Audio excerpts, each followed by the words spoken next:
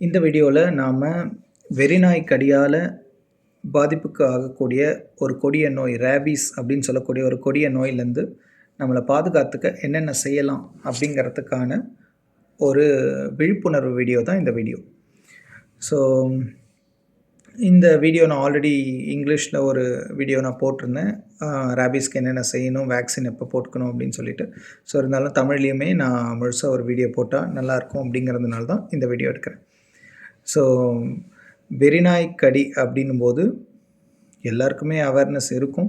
So ரோட்டில் போகும்போது நம்மளை ஒரு நாய் துரத்திட்டு வந்து கடிச்சது அப்படின்னா, இல்லைனா காலை கீறிச்சு அப்படின்னா டாக்டர்கிட்ட ஹாஸ்பிட்டலில் போயிட்டு அவங்க வேக்சின்ஸ் போட்டுப்பாங்க. இது ரொம்ப ரொம்ப காமனான ஒரு விஷயம். ஆனால் இதில் தெரு நாய்கள் மட்டும் இல்லாமல் சில சமயம் வீட்டு நாய்களுக்குமே அந்த ரேபீஸ் அப்படிங்கிற ஒரு கொடிய நோய் வந்தது அப்படின்னா வந்து உங்களை கடிக்க ஆரம்பிக்கும். ஸோ நிறைய பேர் வந்து வீட்டு நாய் தான் சார் கடித்தது, அதனால் நான் டாக்டர்கிட்ட போகல அப்படின்னு சொல்லிட்டு நிறைய பேர் சொல்கிறத நான் பார்த்துருக்கேன். அதனால தான் இந்த வீடியோ. ஸோ இதில் ரேபீஸ்னால் என்ன, அந்த எதனால் அது நாயை பாதிக்குது, அண்டு அந்த நாய்க்கு ரேபீஸ் வந்திருக்கா இல்லையான்னு நீங்கள் எப்படி தெரிஞ்சுக்கிறது, அண்டு நீங்கள் என்னென்ன செய்யணும் அப்படிங்கிறத நான் ரொம்ப சுருக்கமாக, எவ்வளோ சுருக்கமாக சொல்ல முடியுமோ நான் சொல்கிறேன். ஸோ ரேபீஸுங்கிறது ஒரு வைரஸ். அந்த வைரஸ் நாயிலேருந்து நாய்க்கு பரவலாம், ஒரு மிருகத்துலேருந்து இன்னொரு மிருகத்துக்கு பரவலாம், ஒரு மிருகத்துலேருந்து ஒரு மனுஷனுக்கு பரவலாம். ஸோ இதெல்லாம் உங்களுக்கு தெரிய வேண்டிய விஷயம். ஸோ இந்த வைரஸ் என்ன செய்யும் அப்படின்னா, அந்த எந்த மிருகத்துக்கு, நம்ம இதில் தெருநாயை எடுத்துக்கலாம். ஸோ எந்த மிருகத்துக்கு அந்த வைரஸ் அட்டாக் ஆகிருக்கோ அந்த மிருகம் ரொம்ப ஒரு வெறி பிடிச்ச மாதிரி இங்கே அங்கே அலைஞ்சிட்ருக்கும். அண்ட் அதுக்கு நிறைய சலைவா, வாயிலேருந்து எச்சில் அதிகமாக ஊற ஆரம்பிக்கும். அது வந்து யாரை பார்த்தாலுமே கடிக்க ஆரம்பிக்கும். ஸோ இதை டிரான்ஸ்மிஷன் அப்படின்னு சொல்லுவாங்க. அது போய் அந்த வைரஸ், அது கடிக்க அந்த சலைவால் தான் அதுக்கு வைரஸ் இருக்கும். ஸோ அது போய் யாரெல்லாம் கடிக்குதோ அவங்களுடைய ரத்தத்தில் அந்த வைரஸ் சேர்ந்து அவங்களுக்கு அந்த ரேபீஸுங்கிற நோய் வர ஆரம்பிக்கும். ஸோ இது காமனான விஷயம். இப்போ ஒரு தெருநாய் அஃபெக்ட் ஆகிருக்கு அப்படின்னா அந்த தெருநாய்க்கிட்டேருந்து இன்னொரு வீட்டு நாய்க்கு வரலாம், அந்த வீட்டு நாய்க்கிட்டேருந்து அந்த வீட்டில் இருக்கிற மனிதர்களுக்கும் வரலாம். ஸோ இப்படி தான் ரேபீஸ் உங்களுக்கு ஸ்ப்ரெட் ஆகுது. ஸோ இதை நீங்கள் தெரிஞ்சுக்க வேண்டிய விஷயம்.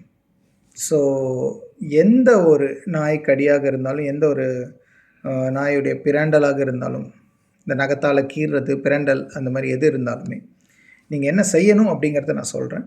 ஸோ இந்த பாயிண்ட்ஸ் நீங்கள் ஃபாலோ பண்ணிங்க அப்படின்னா சேஃபாக இருக்கலாம்.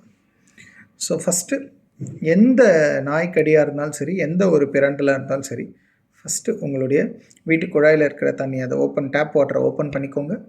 20 நிமிஷத்துக்கு ஒரு சோப் எடுத்து அந்த ரன்னிங் டேப் வாட்டர், அந்த தண்ணி வந்துட்டுருக்கிற தண்ணியில் கையை வச்சுட்டு, இல்லை எந்த இடத்துல கடிச்சிருக்கோ அந்த இடத்த வச்சுட்டு நீங்கள் கண்டினியூஸாக சோப் வச்சு வாஷ் பண்ணிகிட்டே இருக்கணும். ஸோ கை கழுவுதல், இல்லைன்னா அந்த அஃபெக்ட் ஆன இடத்த கழுவுதல் தான் முதல் பாதுகாப்பு முறை. ஸோ 20 நிமிஷத்துக்கு நீங்கள் அந்த ரன்னிங் டேப் வாட்டரில் கையை ஃபுல்லாக, இல்லைன்னா எந்த இடத்துல கடிப்பட்டிருக்கோ அந்த இடத்துல, இந்த இடத்துல நான் கைங்கிறது ஒரு எக்ஸாம்பிளாக காட்டுறேன். ஸோ எந்த இடத்துல கடிப்பட்டிருக்கோ அந்த இடத்த 20 மினிட்ஸ் நீங்கள் 20 நிமிஷம் நீங்கள் வாஷ் பண்ணணும். ஸோ இது நம்பர் 1. ஸோ இதிலேயே உங்களுக்கு மேக்ஸிமம் கிருமிகள், மேலாப்பில் இருக்கிற கிருமிகள் மேக்ஸிமம் வாஷ் அவுட் ஆகிடும். இது முதல் விஷயம். இதை பண்ணிவிட்டு நீங்கள் டாக்டர்கிட்ட போகலாம். ஸோ யாருக்கு என்ன மாதிரியான ட்ரீட்மெண்ட்ஸ் கொடுப்பாங்க அப்படிங்கிறது ஒரு சுருக்கமாக நான் சொல்கிறேன். ஸோ இதை நீங்கள் தெரிஞ்சு வச்சுக்கணுங்கிறதுக்காக தான். ஸோ ரேபீஸ் அப்படிங்கிற வியாதியில் அந்த டாக் பைட் அப்படின்னு சொல்கிறோம்ல, வெறிநாய் கடி, அதை 3 வகையாக பிரிக்கிறாங்க. ஸோ முதல் வகை என்ன அப்படின்னு பார்த்தீங்கன்னா, வெறுமாக நக்குதல். அந்த நாய் வந்து கையை மட்டுமோ இல்லை காலை மட்டுமோ ஒரு நக்கிறது. ஸோ இது எச்சில் படுதல் அப்படின்னு கூட சொல்லலாம். ஸோ எச்சில் படும்போது உங்களுக்கு அந்த இடத்துல எந்த டிரான்ஸ்மிஷனுமே இருக்காது. எக்ஸப்ட் எப்போவுமே ஒரு கட்டோ, ஒரு ஸ்கின்னில் ஒரு உங்களுக்கு ஆல்ரெடி ஒரு கட் இருக்குது, ஒரு புண்ணு இருக்குது, அந்த இடத்துல நக்கிருக்கு அப்படின்னா தான் உங்களுக்கு பிரச்சனை. ஸோ எச்சில் படுதல் இது முதல் விஷயம். ஸோ இந்த முதல் வகைக்கு வந்து எந்த ட்ரீட்மெண்ட்டும் யூஸ்வலாக தேவைப்படாது. அந்த இடத்துல உங்களுக்கு ஏற்கனவே ஒரு தழும்போ, ஒரு புண்ணோ, ஒரு கட்டு, அப்போ ரத்தம் வந்துட்டுருக்கிற ஒரு பிரச்சனை இருந்துகிட்ருக்குன்னா அப்போ தான் உங்களுக்கு வேக்சின் தேவைப்படும். இது முதல் விஷயம்.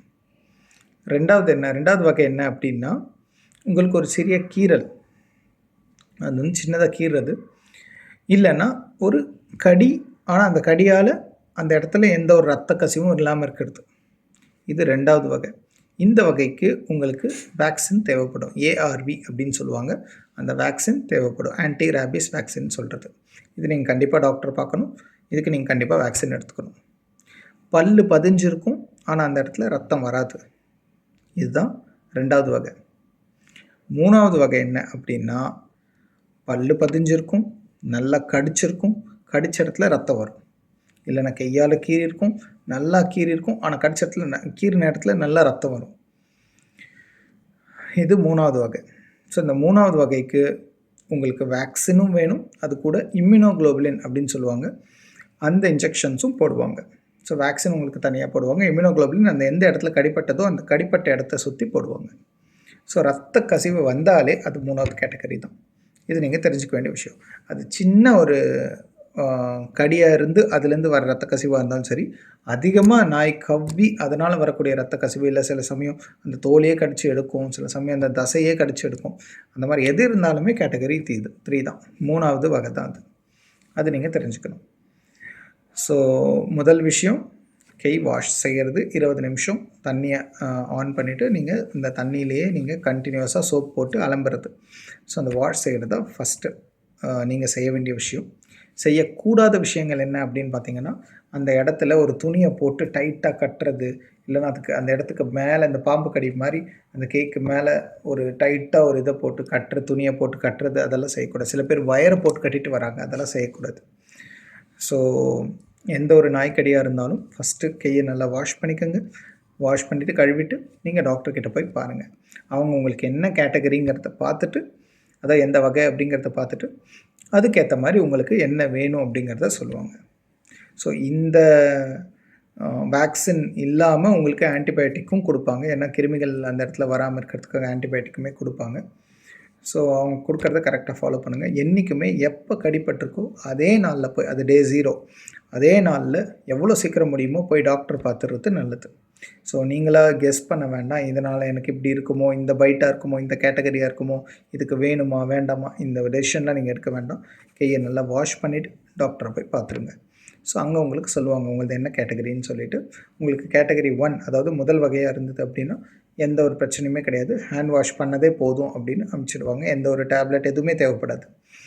2வது கேட்டகரியாக இருந்தது அப்படின்னா வேக்சின் தேவைப்படும், அது கூட சேர்ந்து உங்களுக்கு ஆன்டிபயோட்டிக் கொடுப்பாங்க.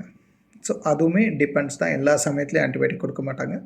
அது எந்த அளவுக்கு டேமேஜ் இருக்குதுன்னு பார்த்துட்டு, உங்களுக்கு சுகர் இருக்கா, உங்களுக்கு வேறு ஏதாவது பிரச்சனைங்க இருக்கா, ஆக்டிவாக இப்போ ஏதாவது ஃபீவர் ஏதாவது உங்களுக்கு போயிட்டுருக்கா, அதெல்லாம் பார்த்துட்டு உங்களுக்கு கொடுக்கக்கூடிய விஷயங்கள்.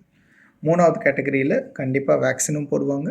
ஏன்னா ஆல்ரெடி ரத்த கசிவு இருக்குது, வேக்சினும் போடுவாங்க. அந்த கடிச்ச இடத்த சுற்றி இம்யூனோகுளோபுலின் இன்ஜெக்ஷன்ஸும் போடுவாங்க. எல்லாமே டே 0ல் ஸ்டார்ட் பண்ணிடுறது ரொம்ப நல்லது. ஸோ நீங்கள் சீக்கிரம் ஸ்டார்ட் பண்ணிங்க அப்படின்னா உங்களுக்கு அந்த வேக்சின் ரேபீஸ்லேருந்து நிறையவே ப்ரிவெண்ட் தடுக்கும். ஸோ இதை மீறியும் சில நேரத்தில் ரேபீஸ்லேருந்து டெத் ஆக ஆரம்பிக்கும். ஸோ அது நம்ம கையில் கிடையாது. ஆனால் நம்மளுடைய ஒரு என்ன சொல்கிறது, தடுப்பு நடவடிக்கையை நம்ம எடுக்கிறது நல்லது. இந்த வீடியோ கண்டிப்பாக பயனுள்ளதாக இருக்கும்னு நான் நம்புகிறேன். தேங்க்யூ.